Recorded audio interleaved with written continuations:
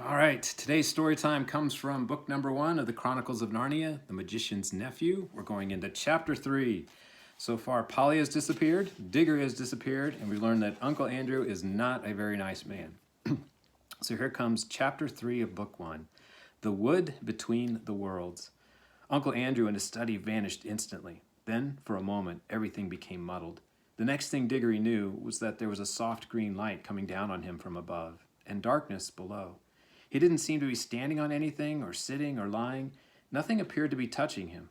"I believe I'm in water," said Diggory, "or underwater." This frightened him for a second, but almost at once he could feel that he was rushing upward. Then his head suddenly came out into the air, and he found himself scrambling ashore, out onto smooth, grassy ground at the edge of a pool. As he rose to his feet, he noticed he was neither dripping nor panting for breath, as anyone would expect after being underwater. His clothes were perfectly dry. He was standing by the edge of a small pool, not more than 10 feet from side to side in a wood. The trees grew close together and were so leafy he could get no glimpse of the sky. All the light was green light that came through the leaves, but there must have been a very strong sun overhead, for this green daylight was bright and warm. It was the quietest wood you could possibly imagine. There were no birds, no insects, no animals, no wind. You could almost feel the trees growing. The pool he had just got out of was not the only pool. There were dozens of others, a pool every few yards as far as his eyes could reach. You could almost feel the trees drinking the water up with their roots. This wood was very much alive. When he tried to describe it afterward, Diggory always said it was a rich place, as rich as plum cake. The strangest thing was that almost before he had looked about him, Diggory had half forgotten how he had come there. At any rate, he was certainly not thinking about Polly or Uncle Andrew or even his mother. He was not in the least frightened or excited or curious. If anyone had asked him, "Where did you come from?" he would probably have said, "I've always been here." That was what it felt like, as if one had always been in that place and never been bored, although nothing had ever happened. As he said long afterward, it's not the sort of place where things happen. The trees go on growing, that's all. After Diggory had looked at the wood for a long time, he noticed that there was a girl lying on her back at the foot of a tree a few yards away. Her eyes were nearly shut, but not quite, as if she were just between sleeping and waking. So he looked at her for a long time and said nothing. At last, she opened her eyes and looked at him for a long time, and also said nothing. Then she spoke in a dreamy, contented sort of voice. "I think I've seen you before," she said. "I rather think so too," said Diggory. "Have you been here long?" "Oh, always," said the girl. "At least, I don't know, a very long time." "So have I," said Diggory. "No, you haven't," she said. "I've just seen you come out of that pool." "Yes, I suppose I did," said Diggory in a puzzled air. "I'd forgotten." Then for quite a long time neither said anything more. "Look here," said the girl presently. "I wonder, did we ever really meet before? I had a sort of idea, a sort of picture in my head, of a boy and a girl, like us, living somewhere quite different, and doing all sorts of things. Perhaps it was only a dream." "I've had that same dream, I think," said Diggory, "about a boy and a girl living next door, and something about crawling among rafters. I remember the girl had a dirty face." "Aren't you getting it mixed up? In my dream, it was the boy who had a dirty face." "I can't remember the boy's face," said Diggory, and then added, "Hello, what's that?" "Why, it's a guinea pig," said the girl. And it was, a fat guinea pig, nosing about in the grass, but around the middle of the guinea pig ran a tape, and tied on to it by the tape was a bright yellow ring. "Look, look," cried Diggory, "the ring, and look! You've got one on your finger, and so have I." The girl now sat up, really interested at last. They stared very hard at one another, trying to remember. And then, at exactly the same moment, she shouted out, "Mr. Ketterly!" And he shouted out, "Uncle Andrew!" And they knew who they were and began to remember the whole story. After a few minutes of hard talking, they had got it straight. Diggory explained how beastly Uncle Andrew had been. What do we do now?" said Polly. "Take the guinea pig and go home?" "There's no hurry," said Diggory in a huge yawn. "I think there is," said Polly. "This place is too quiet. It's so dreamy. You're almost asleep.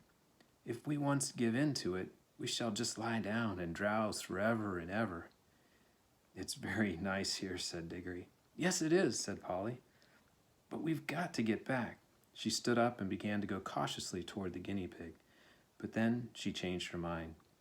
"We might as well leave the guinea pig," she said. "It's perfectly happy here, and your uncle will do something horrid to it if we do take it home." "I bet he would," answered Diggory. "Look at the way he's treated us. And by the way, how do we get home?" "Go back into the pool, I expect." They came and stood together at the edge, looking down into the smooth water. It was full of the reflection of green leafy branches. They made it look very deep. "We haven't any bathing things," said Polly. "We shan't need them, silly," said Diggory. "We're going in with our clothes on. Don't you remember? It didn't wet us on the way up." "Can you swim?" "A bit. Can you?" "Well, not much." "I don't think we shall need to swim," said Diggory. "We want to go down, don't we?" Neither of them much liked the idea of jumping into that pool, but neither said so to the other. They took hands and said, "1, 2, 3, go," and jumped. There was a great splash, and of course they closed their eyes. But when they opened them again, they found they were still standing hand in hand in that green wood, and hardly up to their ankles in water. The pool was apparently only a couple of inches deep. They splashed back onto the dry ground. "What on earth's going wrong?"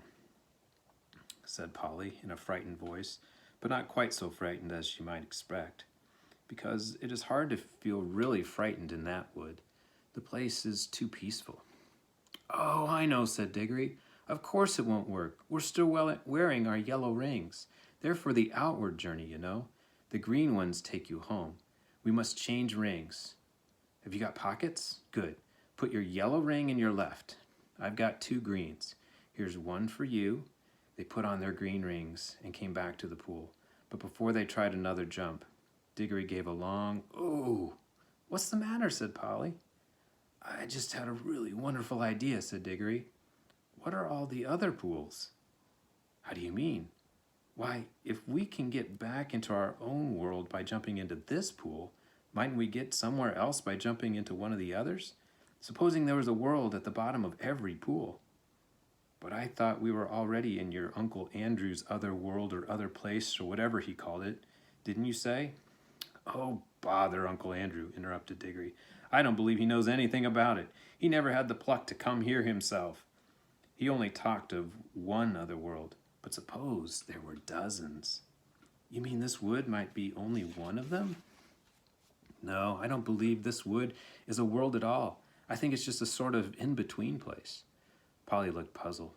"Don't you see?" said Diggory. "No, do listen. Think of our tunnel under the slates at home. It isn't a room in any of the houses. In a way, it isn't really part of any of the houses. But once you're in the tunnel, you can go along it and might come out into any of the houses in the row. Mightn't this wood be the same? A place that isn't in any of the worlds, but once you've found that place, you can get into them all." "Well, even if you can," began Polly, but Diggory went on as if he hadn't heard her. "And of course that explains everything," he said. "That's why it's so quiet and sleepy here. Nothing ever happens here, like at home. It's in the houses that people talk and do things and have meals. Nothing goes on in the in-between places, behind the walls and above the ceilings and under the floor or in our own tunnel. But when you come out of our tunnel, you may find yourself in any house. I think we can get out of this place into jolly well anywhere. We don't need to jump back into the same pool we came up by, or not just yet." "The wood between the worlds," said Polly dreamily. "It sounds rather nice." "Come on," said Diggory. "Which pool shall we try?" "Look here," said Polly. "I'm not trying any new pool till we've made it sure that we can get back to the old one. We're not even sure if it'll work yet." "Yes," said Diggory. "And get caught by Uncle Andrew and have our rings taken away before we have any fun? No thanks." "Couldn't we just go part of the way down into our own pool?" said Polly. "Just to see if it works. Then if it does, we'll change rings and come up again before we're really back in Mr. Ketterly's study." "Can we go part of the way down?" Well, it took time coming up. I suppose it'll take a little time going back. Diggory made rather a fuss about agreeing to this, but he had to in the end because Polly absolutely refused to do any exploring in new worlds until she had made sure about getting back to the old one. She was quite as brave as he about some dangers, but she was not so interested in finding out things nobody had ever heard of before. For Diggory was the sort of person who wants to know everything, and when he grew up, he became the famous Professor Kirky, who comes into our other books. After a good deal of arguing, they agreed to put on their green rings. Green for safety, said Diggory, so you can't help remembering which is which. And hold hands and jump. But as soon as they seemed to be getting back to Uncle Andrew's study, or even to their own world, Polly was to shout, "Change!" and they would slip off their greens and put on their yellows. Diggory wanted to be the one who shouted change, but Polly wouldn't agree. They put on the green rings, took hands, and once more shouted, 1, 2, 3, go! This time it worked. It is very hard to tell you what it felt like, for everything happened so quickly. At first, they were bright lights moving about in a black sky. Diggory always thinks these were stars, or even swears that he saw Jupiter quite close enough to see its moons. But almost at once, there were rows and rows of roofs and chimney pots about them, and they could see St. Paul's and knew they were looking at London. But you could see through the walls of all the houses. Then they could see Uncle Andrew, very vague and shadowy, but getting clearer and more solid looking all the time, just as if he were coming into focus. But before he came quite real, Polly shouted, "Change!" And they did change, and our world faded away like a dream, and the green light above grew stronger and stronger, till their heads came out of the pool, and they scrambled ashore. And there was the wood all about them, as green and bright and still as ever. The whole thing had taken less than a minute. "There," said Diggory. "That's all right. Now for the adventure. Any pool will do. Come on, let's try that one." "Stop," said Polly. "Aren't we going to mark this pool?" They stared at each other and turned quite white as they realized the dreadful thing that Diggory had just been going to do. For there were any number of pools in the wood, and the pools were all alike, and the trees were all alike, so that if they had once left behind the pool that had led to our own world without making some sort of landmark, the chances would have been 100 to 1 against their ever finding it again. Diggory's hand was shaking as he opened his penknife and cut a long strip of turf on the bank of the pool. The soil, which smelled nice, was of a rich reddish brown and showed up well against the green. "It's a good thing one of us has some sense," said Polly. "Well, don't keep on gassing about it," said Diggory. "Come along. I want to see what's in one of the other pools." And Polly gave him a pretty sharp answer as he said something even nastier in reply. The quarrel lasted for several minutes, but it would be dull to write it all down. Let us skip on to the moment at which they stood with beating hearts and rather scared faces on the edge of the unknown pool with their yellow rings on, and held hands and once more said, 1, 2, 3, go! Splash! Once again, it hadn't worked. This pool, too, appeared to be only a puddle. Instead of reaching a new world, they only got their feet wet and splashed their legs for the second time that morning. If it was a morning, it seems to always be the same time in the wood between the worlds. "Blast and bothernation!" exclaimed Diggory. "What's gone wrong now? We put our yellow rings on all right. He said yellow for the outward journey." Now the truth was that Uncle Andrew, who knew nothing about the wood between the worlds, had quite a wrong idea about the rings. The yellow ones weren't outward rings, and the green ones weren't homeward rings, at least not in the way he thought. The stuff of which both were made had all come from the wood. The stuff in the yellow rings had the power of drawing you into the wood. It was the stuff that wanted to get back to its own place, the in-between place. But the stuff in the green rings is stuff that is trying to get out of its own place, so that a green ring would take you out of the wood into a world. Uncle Andrew, you see, was working with things he did not really understand. Most magicians are. Of course, Diggory did not realize the truth quite clearly either, or not till later. But when they had talked it over, they decided to try their green rings on the new pool, just to see what happened. "I'm game if you are," said Polly, but she really said this because in her heart of hearts, she now felt sure that neither kind of ring was going to work at all in the new pool, and so there was nothing worse to be afraid of than another splash. I'm not quite sure that Diggory had not the same feeling. At any rate, when they had both put on their greens and come back to the edge of the water and taken hands again, they were certainly a good deal more cheerful and less solemn than they had been the first time.